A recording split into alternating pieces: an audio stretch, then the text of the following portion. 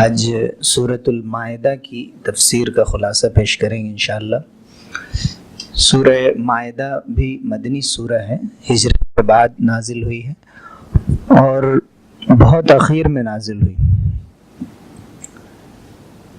اسی لیے اس سورہ کے اندر جو احکام آئے ہیں ان کے بارے میں فرمایا گیا کہ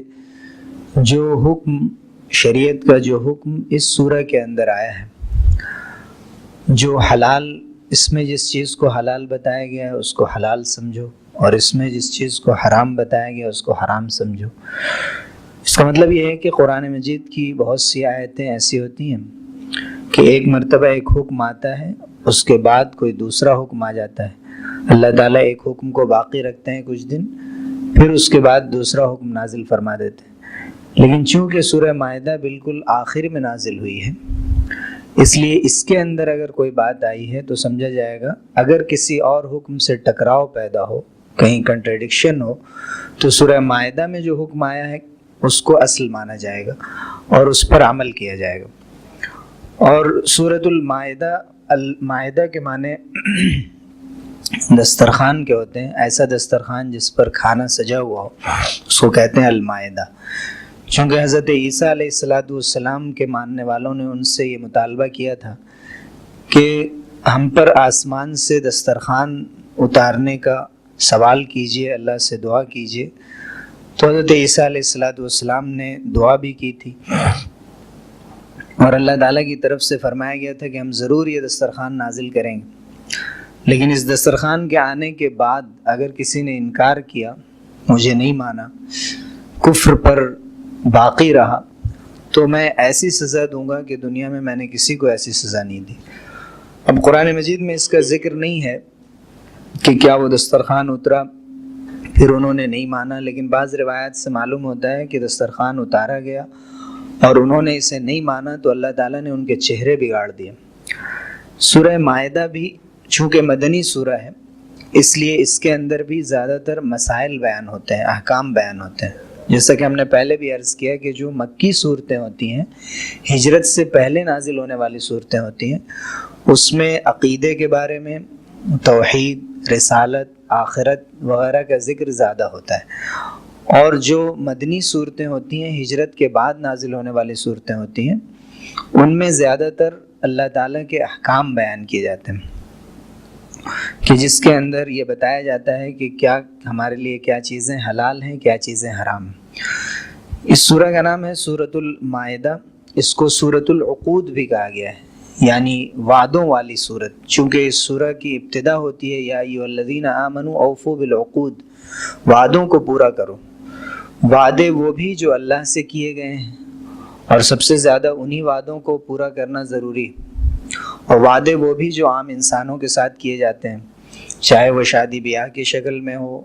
عام بزنس اور معاملات ڈیلنگ کی شکل میں ہو، چاہے اس کی کوئی بھی شکل بنتی ہو۔ عام طور سے جتنے بھی معاملات آپس میں طے کیے جاتے ہیں، جو وعدہ بھی اس میں کیا جائے، اس وعدے پر برقرار رہا جائے تو اللہ تعالیٰ اس میں برکت دیتے ہیں، اور کبھی کبھی وعدے کو پورا کرنا لازم بھی ہو جاتا ہے معاملے کے اندر۔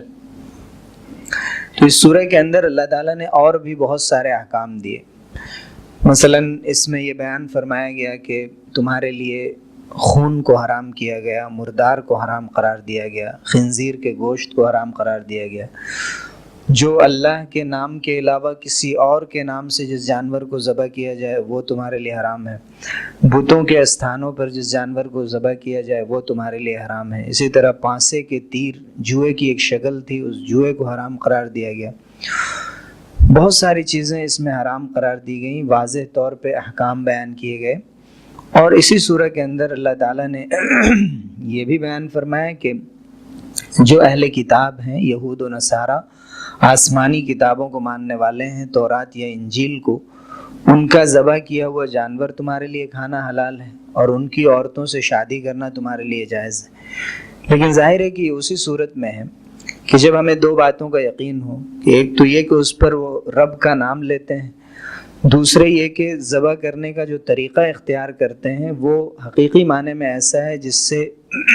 بہنے والا خون نکل جاتا ہے۔ اگر اس میں سے کوئی بھی چیز مشکوک ہے، جیسے کہ آج کل مشینی ذبیحہ ہوتا ہے کہ جس کے بارے میں بڑی تحقیق یہ ہے کہ عام طریقے سے جو رگیں کٹنی چاہیے صحیح طریقے پر وہ نہیں کٹ پاتی، تو ایسے گوشت سے احتراز کرنا اور بچنا ضروری ہے جو مشکوک ہو اور ایسے لوگوں کے ہاتھوں سے ذبح ہو کر آتا ہو کہ جن کے بارے میں ہمیں پورا یقین نہیں ہے کہ وہ صحیح طریقے پر ذبح کرتے ہیں۔ اسی طرح اہل کتاب کی عورتوں سے شادی کرنے کا مسئلہ ہے۔ شادی کرنے کی اجازت ضرور ہے، لیکن کئی مصلحتوں سے اسے منع کیا گیا ہے۔ ایک تو یہ کہ اس سے جو نسل چلے گی، بچوں پر ماں کے اثرات زیادہ ہوتے ہیں، تو بجائے اس کے کہ باپ کا اثر پڑے اور بچہ حقیقت میں تو مسلمان ہوگا جو بھی بچہ ہوگا، لیکن ماں کے اثرات پڑیں گے تو جو دوسری قوموں کے اثرات ہیں وہ بھی گھر میں داخل ہوں گے، پھر اگلی نسل میں وہ چیز چلے گی۔ اس لیے بھی احتیاط یہ قرار دیا گیا کہ اس سے بچا جائے۔ دوسرے کہ آج کل کے یہود و نصارہ عام طریقے پر جو کرسچن ہیں یا جیوز ہیں وہ اپنے مذہب پر صحیح طور پر عمل نہیں کرتے۔ سینٹ پال نے کرسچینٹی کو تبدیل کر دیا، جس کے نتیجے میں بہت سی ایسی چیزیں ان میں اکثر ایتھسٹ ہو گئے۔ حضرت عیسیٰ علیہ السلام یا حضرت موسیٰ کے بارے میں جانتے ہی نہیں ہیں، اپنے نبیوں کے بارے میں نہیں جانتے ہیں، تو ایسی صورت میں اور بھی بچنا ضروری ہو جاتا ہے۔ لیکن قرآن کا یہ واضح حکم ہے، اگر شرطیں پائی جائیں تو کوئی اس کو ختم نہیں کر سکتا، چونکہ قرآن نے اس کی اجازت دی۔ اس کے بعد اسی سورہ کے اندر اللہ تعالیٰ نے تیمم اور وضو، غسل، یہ سارے احکام دیے اور فرمایا کہ اللہ تعالیٰ چاہتے ہیں کہ تمہیں پاک کر دیں اور تم پر اپنی نعمتیں مکمل کر دیں۔ چنانچہ اسی سورہ کے اندر تیسری آیت میں وہ ٹکڑا ہے آیت کا کہ جو قرآن مجید کی سب سے آخری آیت قرار دیا گیا، جیسے الیوم اکملت لکم دینکم، کہ آج میں نے تمہارے لیے تمہارا دین مکمل کر دیا، واتممت علیکم نعمتی، اپنی نعمت تمہارے لیے میں نے مکمل کر دی، ورضیت لکم الاسلام دینا، اور اسلام کو تمہارے لیے دین کی حیثیت سے میں نے پسند کر لیا۔ یہ آیت ایک مومن کے لیے بہت بڑی بشارت ہے، خوشخبری ہے، اور جو شخص مومن ہے اور ایمان اور اسلام لانے والا ہے یا اس گھرانے میں پیدا ہونے والا ہے، اس کے لیے ایک بڑی ضمانت ہے، گارنٹی ہے کہ تمہارے لیے اللہ تعالیٰ نے اس دین کو پسند کیا ہے۔ اسی لیے بعض یہودیوں نے جب یہ کہا کہ تمہاری کتاب میں ایسی آیت نازل ہوئی ہے کہ اگر ہمارے پاس ایک ایسی آیت نکلتی، ایسی آیت نازل ہوتی تو ہم اس دن کو عید مناتے جس دن یہ آیت نازل ہوتی۔ تو حضرت عمر ابن خطاب رضی اللہ عنہ بڑھے اور انہوں نے فرمایا کہ تم کیا بتاتے ہو ہمیں عید منانی چاہیے یا نہیں منانی چاہیے؟ تمہیں معلوم ہے کہ یہ آیت کب نازل ہوئی؟ یہ آیت نازل ہوئی عرفہ کی شام میں، وہ جمعے کا دن تھا، اس سے بڑھ کر کیا عید ہو سکتی ہے؟ قرآن میں اس آیت کا نزول ہی ایسے دن ہوا ہے کہ جو دن بڑی عید سمجھی جاتی ہے اور مسلمانوں کے لیے بہت مبارک دن سمجھا جاتا ہے، عرفہ کا دن قبولیت کا دن سمجھا جاتا ہے، اور اس کے ساتھ ساتھ وہ جمعے کا دن بھی تھا۔ اس لیے حضرت عمر ابن خطاب رضی اللہ عنہ نے فرمایا کہ ہم اس دن کو منانے کی کوئی عقیدہ اس دن کا نہیں رکھتے ہیں، لیکن جس دن اس آیت کو نازل کیا گیا وہ دن ہی بہت مبارک تھا۔ پھر آگے یہ فرمایا گیا کہ عدل قائم کرو، انصاف کے ساتھ چلو، اور جن لوگوں نے اللہ سے کیے گئے وعدوں کو توڑا تھا ان کی مذمت بیان کی گئی ہے، ان کا انجام ذکر کیا گیا ہے۔ پھر حضرت موسیٰ علیہ السلام کا ذکر آیا، جس میں انہوں نے اپنی قوم سے کہا تھا کہ ارض مقدس میں فلسطین میں داخل ہو جاؤ، تو انہوں نے کہا تھا کہ یہاں عمالقہ نامی قوم رہتی ہے جو بڑی زبردست قوم ہے، بڑی طاقت والی ہے۔ کہا تھا کہ جب تک یہ لوگ یہاں سے نہیں نکل جائیں ہم اس سرزمین میں داخل نہیں ہو سکتے۔ حضرت موسیٰ علیہ السلام نے انہیں بتایا کہ اللہ کا حکم ہے اور تمہیں جانا ہے، تو انہوں نے اتنی بڑی گستاخی کی تھی اور یہ کہا تھا کہ اذهب انت وربک فقاتلا، آپ جائیں، آپ کا رب جائیں اور آپ لوگ جا کر وہاں جو کچھ کرنا ہے ان سے مقابلہ کرنا ہے کہ کریں، ہم تو یہیں بیٹھے رہیں گے، انا ہاہنا قاعدون۔ تو حضرت موسیٰ علیہ السلام گھبرا گئے، پریشان ہو گئے اور اللہ کے سامنے عرض کی انی لا املک الا نفسی و اخی، اے ہمارے رب میں صرف اپنا مالک ہوں، اپنے بھائی ہارون کا مالک ہوں، ایسے لوگوں سے ہمارا پیچھا چھوڑا دیجئے، ایسے لوگوں سے ہمارے رشتہ ختم کر دیجئے جو آپ کی نافرمانی کرنے والے ہیں۔ ساتھ ساتھ حضرت آدم علیہ السلام کے دونوں بیٹوں کا ذکر ہوا، حابیل اور قابیل کا، کہ جب قربانی قبول ہو گئی تھی حابیل کی تو حسد اور جلن میں، بغض میں قابیل نے حابیل کو قتل کر دیا تھا۔ روئے زمین پر سب سے پہلا قتل ہوا تھا جس کا ذکر سورہ مائدہ میں آیا، اور حدیث میں آیا کہ جب تک دنیا میں کسی شخص کو بھی قتل کیا جائے گا تو اس کا گناہ قابیل پر بھی پڑے گا اور اس کا گناہ قابیل کے حصے میں بھی لکھا جائے گا۔ اور فرمایا گیا کہ اسی وجہ سے ہم نے بنی اسرائیل پر یہ لکھ دیا تھا کہ زمین میں جو بھی فساد مچائے گا، کسی کو بھی کوئی قتل کرے گا بغیر کسی کے بدلے میں، اگر کسی کے بدلے میں کسی کو قتل کیا جائے، وقت کا امام اور حاکم اس کے بدلے میں سزا میں قتل کرے تو یہ تو سزا ہے، لیکن ناحق کسی کو قتل کیا جائے تو فرمایا گیا فَكَأَنَّمَا قَتَلَ النَّاسَ جَمِيعًا، تو ایسا ہے جیسے کہ اس نے پوری انسانیت کو ختم کر دیا۔ اور اگر کسی نے کسی جان کو باقی رکھا اور قتل سے اپنے کو بچائے رکھا تو ایسا ہے جیسے کہ اس نے پوری انسانیت کو زندہ کر دیا۔ پھر ڈاکہ ڈالنے والوں کا ذکر ہے کہ جو لوگ ڈاکے ڈالتے ہیں، لوگوں کی جان بھی لیتے ہیں اور ان کا مال بھی لوٹتے ہیں، گینگ کی شکل میں لوٹتے ہیں، ایسے لوگوں کے بارے میں فرمایا گیا کہ انہیں سخت ترین سزا دی جائے۔ کچھ ایسے ہوں گے ان میں کہ جن کو قتل کیا جائے، کسی کو سولی دی جائے، ان میں کچھ ایسے ہوں گے کہ جن کے ہاتھ پاؤں کاٹ دیے جائیں، ہاتھ دائیں طرف سے تو پیر بائیں طرف سے کاٹ دیا جائے، کچھ وہ ہوں گے جن کو ملک سے نکال دیا جائے یا قید کر دیا جائے۔ مختلف طریقوں کی ڈاکہ زنی میں مختلف طریقوں کی سزا کا ذکر کیا گیا۔ پھر چوروں کے بارے میں کہا گیا کہ چوری کرنے والا مرد ہو یا عورت ہو ان کے ہاتھ کاٹ دیے جائیں، اور یہ اللہ تعالیٰ کی طرف سے عبرت کے طور پر یہ سزا دی جا رہی ہے۔ شریعت کی جتنی بھی سزائیں ہیں ان کی سب سے بڑی حکمت یہی ہے کہ اسلامی معاشرے میں رہتے ہوئے کوئی ہمت نہ کر سکے پھر دوبارہ ایسے کسی کام کو کرنے کی، اسی وجہ سے اتنی سخت سزا رکھی گئی ہے۔ اسی لیے جب تک اسلامی سزائیں نافذ ہوتی تھیں وہ پوری اسلامی سلطنت میں اور پورے ملک میں چند واقعات ہوتے تھے چوری کے اور ڈاکہ زنی کے اور زنا کے۔ اسی لیے جب قاضی عبدالوہاب المالکی مصر میں تھے اور ایک بڑا شاعر گزرا ہے ابو الاعلیٰ معری، تو اس نے یہ اعتراض کیا تھا کہ یہ ہاتھ صرف 1/4 دینار میں یا 10 درہم کی چوری پر کاٹ دیا جاتا ہے، 30 گرام یا 33 گرام چاندی کی چوری پر، اگر اس سے کم ہو تو نہیں کاٹا جاتا، تو اتنی معمولی رقم پر کاٹ دیا جاتا ہے۔ جبکہ اسی ہاتھ کو اگر کوئی ظلمن کاٹ دے، جیسے کوئی کسی کو قتل کر دے، کسی کا مرڈر کر دے یا کسی کا ہاتھ کاٹ دے، تو جیسے قتل کرنے کی سزا ہے ویسے کسی کا ہاتھ کاٹنے کی سزا ہے۔ تو کسی کا ہاتھ کاٹ دے تو 500 درہم اس کی دیت ہوتی ہے۔ تو اتنی بڑی دیت ہوتی ہے، اتنا قیمتی ہاتھ ہوتا ہے، اسے اتنے معمولی مال کی چوری میں کیوں کاٹ دیا جاتا ہے؟ اس نے اعتراض کیا۔ تو قاضی عبدالوہاب مالکی نے بڑا شاندار جواب دیا۔ انہوں نے کہا انہا کانت لما کانت امینتن کانت سمینتن، جب یہی ہاتھ امانت دار ہوتا ہے تو یہ ہاتھ قیمتی ہوتا ہے اور اس کی بڑی دیت ہوتی ہے، خون بہا ہوتا ہے۔ فلما خانت ہانت، جب یہی ہاتھ خیانت کر لیتا ہے تو پھر اس ہاتھ کی کوئی قیمت نہیں رہ جاتی۔ اللہ تعالیٰ کی طرف سے جو سزا متعین کی گئی ہے وہ سزا اسے ملنی ہے، اور وہ سزا، اسی سزا کے نتیجے میں یہ جرم رک سکتا ہے اور اس جرم کا خاتمہ ہو سکتا ہے۔ لیکن ظاہر ہے کہ یہ سزا وہیں نافذ کی جائے گی جہاں پر اسلامی حکومت ہو۔ اس کے بعد فرمایا گیا کہ جو لوگ بھی اللہ کے نازل کیے گئے آیات کے مطابق فیصلے نہیں کرتے وہ ظلم کرنے والے ہیں، وہ کفر کرنے والے ہیں، وہ فسق کرنے والے ہیں۔ پھر مسلمانوں کو حکم دیا گیا کہ کیا جاہلیت کے